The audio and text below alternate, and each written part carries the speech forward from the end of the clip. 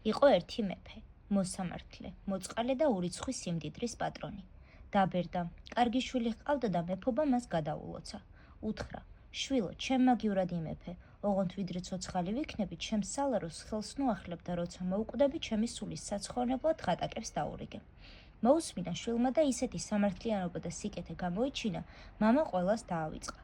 მეფობა კარგად დაიწყო, მაგრამ დღისით ცხენზე არ დაჯდებოდა, ღამე ამხედრდებოდა, წავიდოდა და ლამპარს წინ კი არ წაიმძღვარებდა, უკან მიიდევნებდა ხოლმე. ყველას უყვირდა, მაგრამ ვერაფერს კადრებდნენ. ერთ დღეს მამამ შვილის ამბავი იკითხა, როგორ მეფობსო. ყველაფერი მოახსენეს, მეფობის ქება, ღამე სიარული და ლამპრის უკან მიდევნება.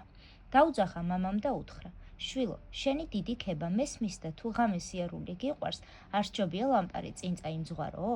შვილმა მოახსენა: დღემდე ვერ შემოგკადრე, თორემ ამ საქციელით იმის თქმა მინდოდა, უმჯობესი არ არის, რომ სალაროდ სიცოცხლეშივე წაიმძღვარო წინ და ღატაკებს უბოძო, შემდეგაც უკან მიდევნებული ლამპარი იქნებაო. იამა მეფეს და ყველაფერი გასცა, დაუმატლა შვილს და თქვა: უმჯობესია ადამიანმა ყოველი კეთილი საქმე სიცოცხლეშივე მოიმოქმედოს და კეთილის ქმნა იჩქაროსო.